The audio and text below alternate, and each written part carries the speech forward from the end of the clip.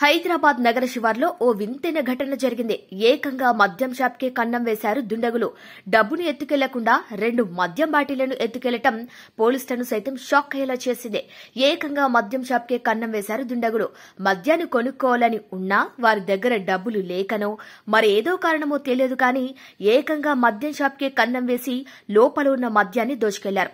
హైదరాబాద్ నగర శివార్లో ఈ ఘటన చోటు చేసుకుంది. శంషాబాద్ మండలంలోని పాలమాకుల గ్రామంలో శ్రీ లక్ష్మీ నరసింహ వైన్స్ షాప్ ఉంది. శుక్రవారం ఉదయం తెల్లవారుజామున 3:45 ఈ ఘటన చోటు చేసుకుంది. శ్రీ లక్ష్మీ నరసింహ వైన్స్ షాప్ కు ఒక పెద్ద రంధ్రం వేసి షాప్ లోపలికి ప్రవేశించారు దుండగులు. షాప్ లోపలికి వెళ్లిన వారు ముసుగు ధరించి ఎక్కడ తాము ఆనవాళ్లు సీసీ కెమెరాలో పడకుండా జాగ్రత్త పడ్డారు.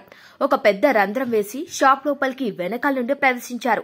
ఇక లోపలికి వెళ్లిన వ్యక్తి ముసుగు ధరించి ఉండటంతో ఎక్కడ కూడా సీసీ కెమెరాలో నిందితుడి మొహం కనిపించట్లేదు.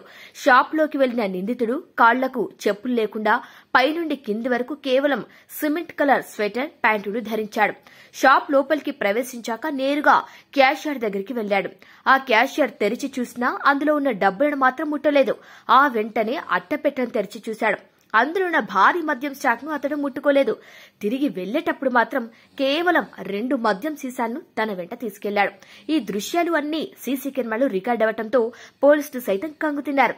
భారీగా చోరీ చేసేందుకు వచ్చిన నిందితుడు కేవలం 2 మద్యం బాటిల్స్ మాత్రమే తీసుకెళ్లిన వైనంపై పోలీసులు కూడా అవాక్కవుతున్నారు.